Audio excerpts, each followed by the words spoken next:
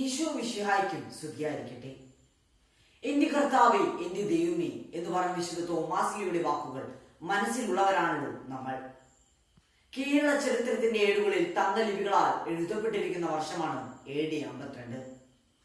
ഭാരത ക്രൈസ്തവ വിശ്വാസത്തിന്റെ അടിത്തറപ്പാകാൻ വിശുദ്ധ തോമാസ്ലിഹ കടലുകൾ താണ്ടി വന്നെത്തിയ വർഷം.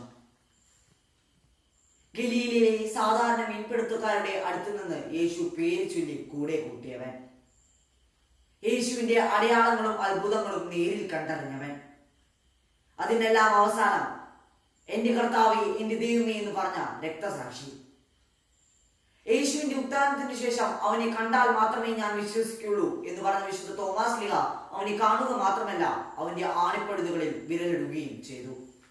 മലയാറ്റൂർ മലയും കേറി ജനകോടികളെത്തുന്നു, അവിടുത്തെ തിരുവടി കാണാൻ പൊന്നിൻ കുരിശുമുത്തപ്പോ പന്മല കയറ്റം എന്ന മനോഹരമായ ഗാനം പാടി മലയാറ്റൂർ മല കയറുന്നത് ഒരു ആചാരമായി മാത്രം കാണാതെ ലോകത്തിന്റെ പല ഭാഗങ്ങളിലും മലയാറ്റൂർ മാമലകൾ കുതിച്ചുയരട്ടെ.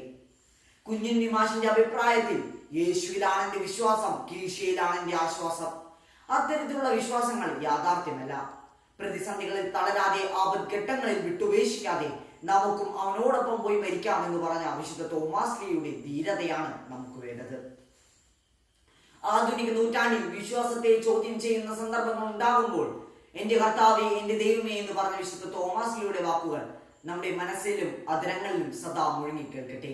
അതിനാൽ വിശുദ്ധ തോമാസ്ലിയുടെ മാധ്യസ്ഥം അപേക്ഷിക്കാം. ഇത്രയും പറഞ്ഞുകൊണ്ട് ഞാൻ എന്റെ എളിയ വാക്കുകൾ നിർത്തട്ടെ. നന്ദി, നമസ്കാരം. ജയ് ക്രൈസ്റ്റ്.